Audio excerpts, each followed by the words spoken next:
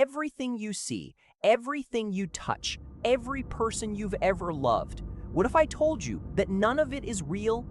We've all heard the line. We've all seen the sunglasses. But 25 years later, The Matrix isn't just a movie anymore. It's a blueprint, a warning, and maybe a prophecy.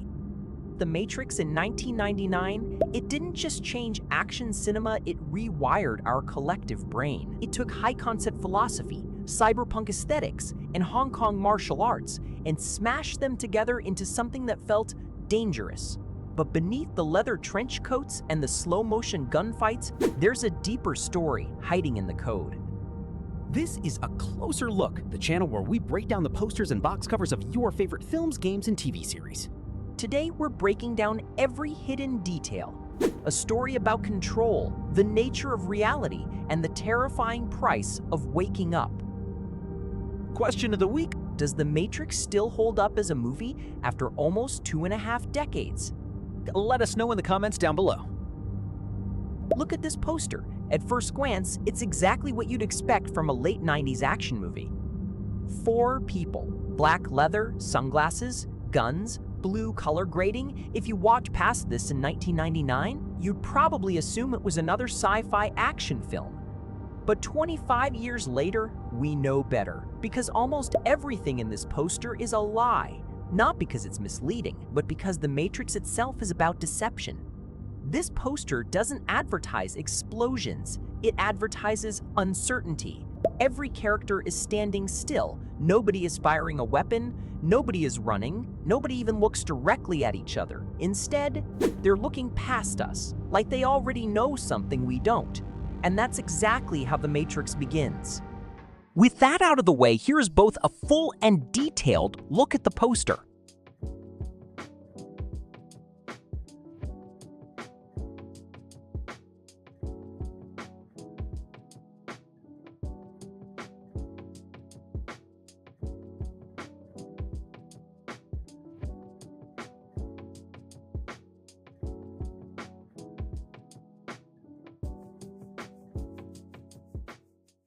Neo's stance, Morpheus's placement, Trinity's body language, the green code, the lighting, the weapons, even the empty space between the characters. Because once you understand this poster, you'll realize it told us the entire story before the movie ever started.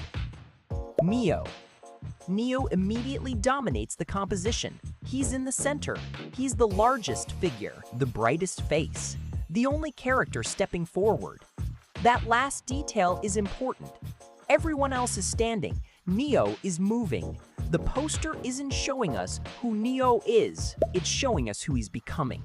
Throughout the film, Neo constantly exists between opposites. Thomas Anderson, Neo, employee, rebel, human, the one. The poster reflects this perfectly. Nice. One foot is planted, one foot moves forward. He's literally caught between staying where he is and becoming someone entirely different. That's the entire movie. Even his face tells the story. Notice how expressionless he is. No anger, no confidence, just uncertainty. This isn't the face of an action hero. It's the face of someone asking questions. And questions are what define Neo. Neo becomes the one, not because he's strongest, but because he's willing to doubt everything. Now look behind Neo. Morpheus, larger than everyone except Neo, but slightly pushed into the background. Why? Because Morpheus isn't the protagonist, he's the guide. Everything about his posture screams certainty. Arms relaxed, shoulders square, no movement, no hesitation. Unlike Neo, Morpheus already knows the truth. He isn't searching anymore. He's waiting. Throughout The Matrix, eyes represent perception, seeing, knowing, believing. Every awakened human wears sunglasses, not because they look cool, because once you've seen the truth, you never really see the world the same way again. Morpheus doesn't need to prove anything. The poster reflects that perfectly. He doesn't step forward, he lets Neo do that. Because mentors don't complete the journey, they begin it. Now shift your attention to Trinity. She's isolated from the others, standing alone on the right. Notice how balanced her stance is. One hand on her weapon, one hand relaxed. She's prepared, but not aggressive. Unlike many action posters of the late 90s, Trinity isn't sexualized through exaggerated posing. She's composed, professional, efficient. Everything about her design communicates precision. She doesn't need to dominate the frame. She commands attention simply through confidence. Symbolically, she's also positioned closest to the edge, almost like she's already crossed the boundary Neo hasn't. Throughout the movie, she's always one step ahead. She understands the rules. Neo is still learning them. Another subtle detail is the spacing. None of these characters are touching. They're close, but separated. Each occupies their own piece of the frame. That physical distance mirrors the world they live in. Everyone inside the Matrix feels isolated, disconnected, even when standing beside each other. The only true connection these characters share isn't physical, it's belief. And belief is something the audience can't see, only feel. If you have made it this far into the video, hit the like button. We really appreciate it. It supports the channel and gets it out there to the viewers through the algorithm. Now look at Cipher. He's easy to overlook, but that's intentional. Notice something strange. Unlike everyone else, Cipher's body isn't facing forward. He's turned, almost disconnected from the group. That's visual foreshadowing.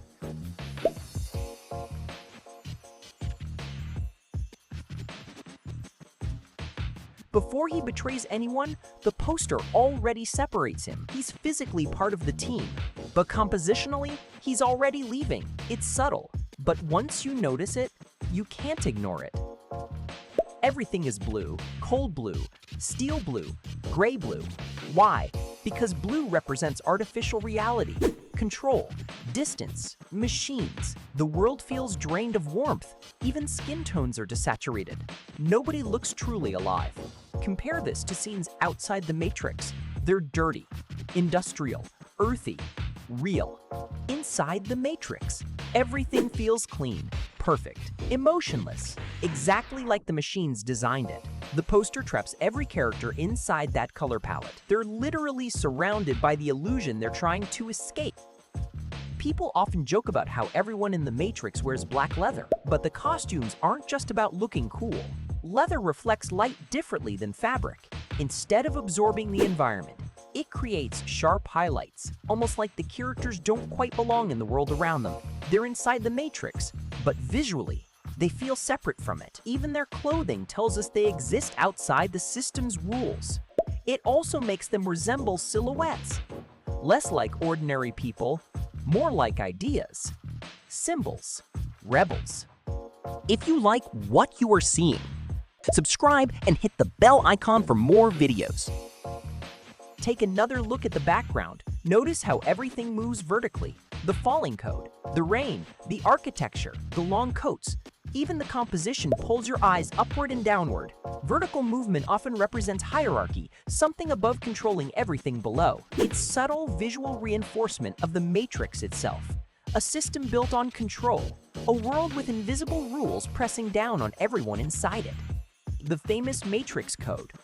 Most people treat it as decoration. It isn't. It's the wallpaper of reality. The audience doesn't understand it yet, but the characters do. That's why the code sits behind them instead of in front. The code represents the truth, the world beneath the world. The poster quietly tells us reality has layers. You just don't know how to read them yet. Everyone has guns. I said, hold up, wait a minute, something ain't right. Yes, everyone has guns, huge guns, action movie guns. But notice something. Nobody is aiming, nobody is firing, nobody looks ready for combat. The weapons aren't symbols of violence, they're symbols of rebellion. The Matrix isn't won through bullets, it's won through belief. The guns sell the action, the story sells philosophy. The poster balances both. This is why the Matrix poster has aged so well, because it isn't built around spectacle. It's built around ideas. Neo stands between two identities. Morpheus embodies certainty. Trinity represents guidance. Cipher foreshadows betrayal. The blue palette traps everyone inside an artificial world. The digital rain reminds us reality itself is code. Even the stillness matters. Nobody is fighting because the real battle hasn't started yet. The battle isn't against agents. It isn't against machines. It's against ignorance, against comfort, against accepting a world that was designed for you. And that might be the smartest thing about this poster. It doesn't ask you to watch the movie. It asks you the same question Morpheus asks Neo. What if the world you've always believed in isn't real? By the time the film answers that question, you'll realize this poster had been telling you the truth all along. Once again, this was a closer look. See you guys next time. Bye!